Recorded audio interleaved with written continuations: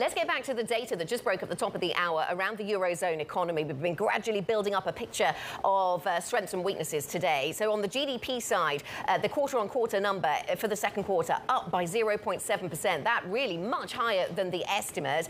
So GDP running much higher than was anticipated. Questions about the future, of course.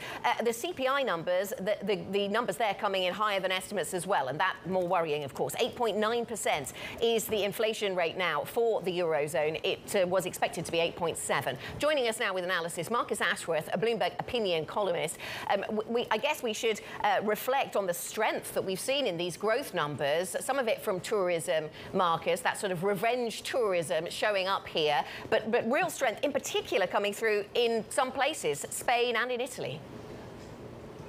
Yeah, it's very much the southern part of the tourism strength, clearly, as you said, revenge holidays indeed. I could hear them this morning. The planes going at my house have definitely increased.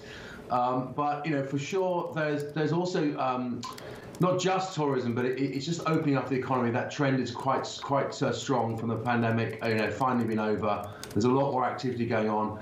The outlier here, unfortunately, is Germany at flat, and I think that's something to keep a very close eye on. So, but let's celebrate for once a decent, much stronger quarter. How much of that goes through into the back end of the year and indeed into the winter is very much dependent, as always, as with inflation. As you can see, the numbers ticked up a bit there, 8.9. I don't read too much into that. I mean, Italy fell, for instance, so it's just bumping around. It's very difficult to get a clear-eyed read on inflation, other than the fact, as with growth, we're in the hands of what happens with the gas supplies over the winter coming from Russia. So Marcus, does anything in this data change the calculus for the ECB? Well, that's a good question. I haven't really thought about it that way. Not really. I mean, I think they'll take some semblance of hope, the fact that they did the 50 basis points and they've not walked straight into a horrible GDP number. So they'll be relieved that they've been able to do a sort of bold move.